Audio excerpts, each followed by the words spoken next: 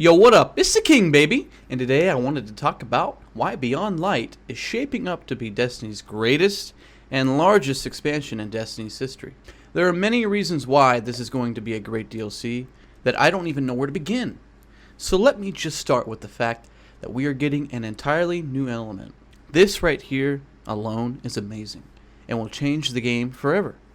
A new element means an entirely new subclass for each class, new weapons that use stasis, enemies that use stasis, new builds that involve stasis combining with other elements most likely. The list goes on.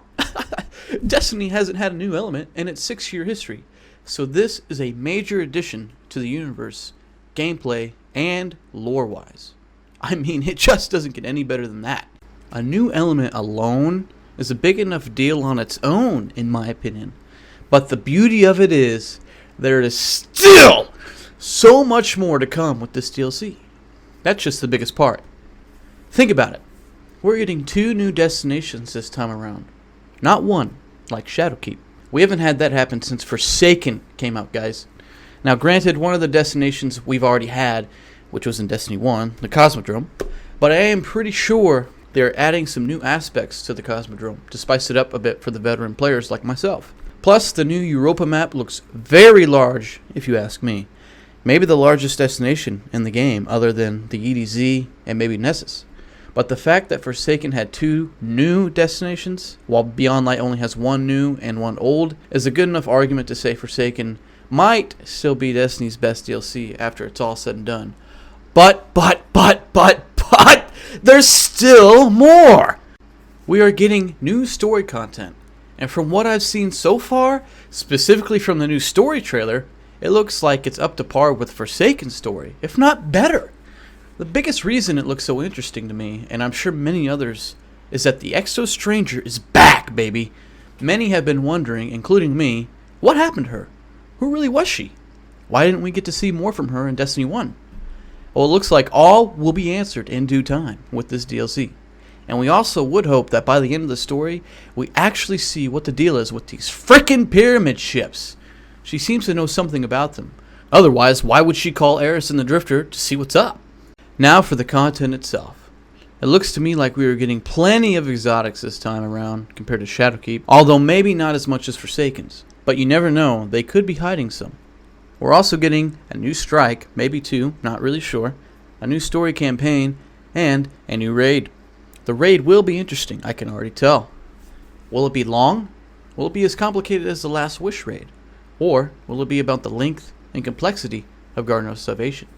I'm hoping that it is much more like the Last Wish than Garden of Salvation, and I hope that the final boss is as tough, if not tougher mechanics-wise, as the Last Wish, without that stupid joining allies bug, because that final encounter was epic, and it deserved way more attention than it got, because let's be real, without that bug, that final encounter would have went down as one of the best encounters in Destiny's history. But instead, it got treated like a freaking joke, and it pisses me off. Finally, the armor and weaponry. We're getting some new armor and weapons, and I couldn't be more freaking happy!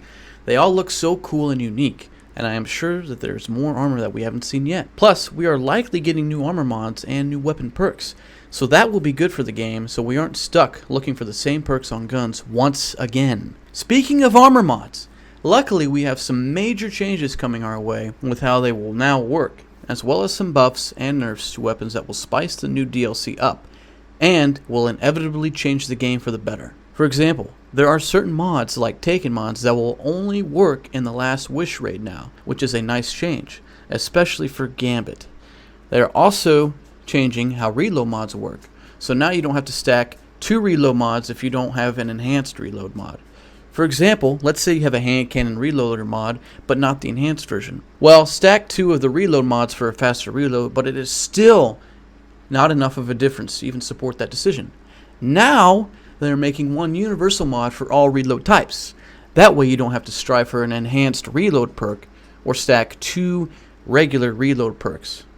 And this mod will be a buff version of the reload mod, the base reload mod I should say, but a nerf version of the enhanced reload mod, so it should be somewhere in between. There are many other changes, but those are honestly the biggest ones. Now, weapons wise, we have some major changes as well. The biggest one being the 110 hand cannons are being changed to 120, which is a really big change and a really good buff for the aggressive frame hand cannons. They also nerfed Mountaintop big time. The in-air accuracy has been reduced, and splash damage has been nerfed by 33 freaking percent. This is a huge change from Mountaintop.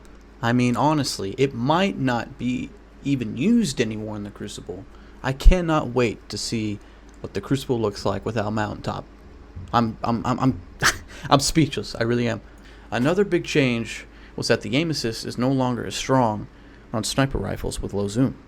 The higher the zoom, the higher the aim assist. There's a lot more there for weapon changes, but those are the big ones, in my opinion. So, with all that being said, Beyond Light is, in my opinion, going to be the best DLC Destiny has ever put out. Of course, we don't really know for sure until we play it. After the first month, maybe we can really decide. But from what I can see now, it is looking like the best and largest DLC that Bungie has ever made. I mean, we're talking a new element, a new subclass, a new planet, a new strike or strikes, new raid, new armor, new weapons, mod and weapon changes, and we get a classic D1 location back? Sign me up! And there's still more we have yet to see. I, for one, am so pumped for this DLC, I took off an entire week for work. What a week that is for gaming, by the way. I mean, we got the new Xbox and the PlayStation, Assassin's Creed, etc. So many damn good things going on that week. And Destiny is smack dab in the middle of it all. Anywho, what are your guys' thoughts on Beyond Light? Are you in the same mindset as me, that this is the biggest DLC yet? Or are you going to hold your tongue and wait to see for yourself? I'm interested to see what you guys think in the comments below. Anyway, that's it for me. Be sure to like, comment, and subscribe if you enjoyed this video, because there will be many more like it. I'll see you all soon, my loyal subjects. The king is out.